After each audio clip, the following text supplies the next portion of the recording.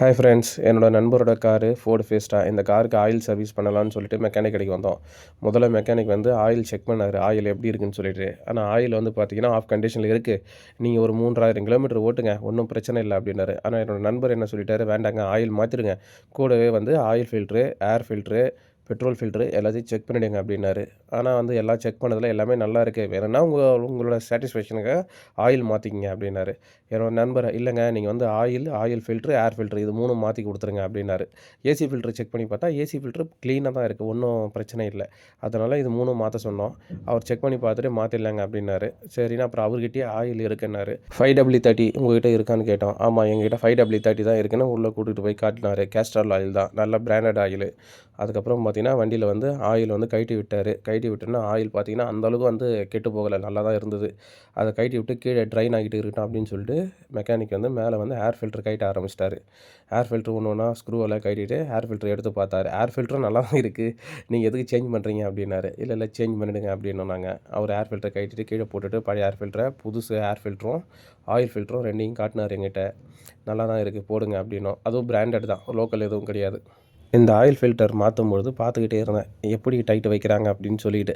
ஏன் கேட்டிங்கன்னா, என்னோடய ஸ்விஃப்ட் டிசைர் காருக்கு பார்த்தீங்கன்னா ஆந்திராவில் ஒரு முறை மாற்றும் பொழுது என்ன பண்ணிட்டாங்க, ரொம்ப டைட்டு வச்சு அந்த ஃபில்டரே பார்த்தீங்கன்னா கொஞ்சம் அப்படியே நசுங்கின மாதிரி ஆகிடுச்சு. அதுலேருந்து லைட்டாக ஆயில் லீக் ஆகிட்டே இருந்தது. அந்த ஆயில் பார்த்தீங்கன்னா என்ஜின் ஃபுல்லாக நல்லா ஸ்ப்ரெட் ஆகி கீழே வந்து சொட்டுற அளவுக்கு ஆகிடுச்சு ஒரு 1000 கிலோமீட்டர் ஓட்டும் பொழுதே.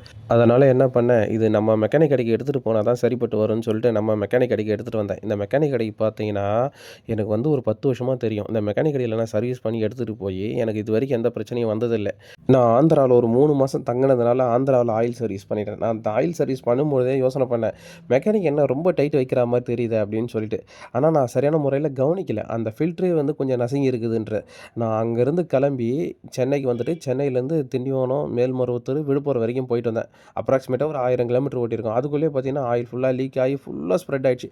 அப்புறம் தான் மெக்கானிக் வந்து அந்த ஃபில்டரை வந்து பார்த்தாரு. ஃபில்டரை பார்த்தா கொஞ்சம் நசுங்கி போயிருந்து. சரி, ஒன்றும் பிரச்சனை இல்லைங்க, வண்டிக்கு எந்த பிரச்சனையும் இல்லை, நீங்கள் ஃபில்டரை மட்டும் மாற்றிடுங்க அப்படின்னாரு. இல்லைண்ணா நீங்கள் எனக்கு இதே மாதிரி தான் ஆயிலும் மாற்றி கொடுத்துருங்க அப்படின்னாரு. சரி, ஆயில் ஃபில்டர் 2 மாற்றி கொடுத்தாரு எனக்கு. அதுலேருந்து அந்த பிரச்சனையும் எனக்கு வராமல் போயிடுச்சு. அதனால் இப்போ என்ன பண்ணுறதுனா, எங்கே போனாலுமே இந்த ஆயில் ஃபில்டர் மாற்றுறாங்கன்னா கொஞ்சம் உன்னிப்பாக கவனிப்பேன், ஆயில் ஃபில்டர் எப்படி மாற்றுறாங்க அப்படின்னு சொல்லிட்டு. இப்போ பாருங்கள், அந்த மெக்கானிக் வந்து என்ன பண்ணுறாருன்னா, ஆயில் வந்து ட்ரைன் பண்ணார் இல்லையா, அந்த ட்ரைன் பண்ணுற போல்ட்டை வந்து கரெக்டாக அதில் வந்து ஃபிட் பண்ணிவிட்டு கரெக்டாக துடைச்சிட்டு க்ளீனாக இருக்கான்னு பார்த்துருவார். பார்த்துட்டு புதுசாக இப்போ ஆயில் ஊற்றுவார் பாருங்கள்.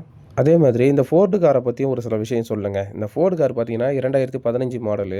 இந்த கார் பார்த்தீங்கன்னா இன்றைக்கி ஓட்டினாலும் அதே மாதிரி இருக்கும், புது கண்டிஷன் மாதிரியே. நான் இதுக்கு நடுவில் இந்த 10 வருஷத்தில், இவர் 2015 வாங்கியிருக்காரு, இப்போ வந்து 2025 ஆகுது. இந்த 10 வருஷத்தில் பார்த்தீங்கன்னா நான் குறைஞ்சபட்சம் வந்து ஒரு 3, 4 கார் மாற்றிட்டேன். இவர் இதே கார் தான் ஓட்டுறாரு. நான் இந்த கார் எடுத்து ஓட்டினாலும் என்ன கேட்டிங்கன்னா அதே ஃபீல் தான் இருக்கும். அந்த கார் புது கார் ஃபீல் தான். கார் வந்து ரொம்ப ஸ்டெடியாக இருக்கும், கம்ஃபர்டபுளாகவும் இருக்கும் வண்டி ஓட்டுறதுக்கு. இப்போ பாருங்கள், ஏர் ஃபில்டர் வந்து புது ஏர் ஃபில்டர் போடுறாரு. இந்த ஏர் ஃபில்டர் போடுறதுக்கு முன்னாடி பார்த்துருந்தீங்கன்னா உங்களுக்கு தெரியும், ஏர் ஃபில்டர் போடுறதுக்கு முன்னாடி அதுக்குள்ளே வந்து டஸ்ட்டெல்லாம் இருக்கும், மண்ணெல்லாம் இருக்கும். அந்த மண்ணெல்லாம் வந்து ஏர் வச்சு நல்லா க்ளீன் பண்ணி எடுத்துகிட்டு இப்போ புது ஏர் ஃபில்டர் போடுறாரு பாருங்கள்.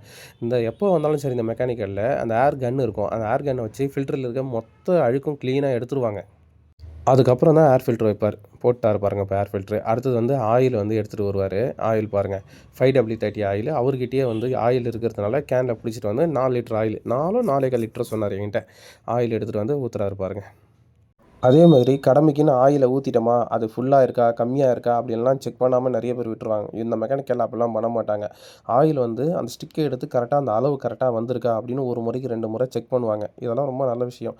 அதே மாதிரி எப்போ வந்து ஆயில் சர்வீஸ் பண்ண வந்தாலும் விண்ட்ஷீல்டு வைப்பர் தண்ணி இருக்கா, பேட்டரியில் வந்து வாட்டர் கரெக்டாக இருக்கா, கூலண்ட் கரெக்டாக இருக்கா, எல்லாத்தையும் கரெக்டாக செக் பண்ணி தான் ஒரு முறைக்கு 2 முறை செக் பண்ணி தான் அனுப்புவாங்க. இதெல்லாம் இந்த கடையில் எனக்கு ரொம்ப பிடிச்ச விஷயம். இந்த வீடியோ பிடிச்சிருந்தா சப்ஸ்கிரைப் பண்ணுங்கள், லைக் பண்ணுங்கள், ஷேர் பண்ணுங்கள்.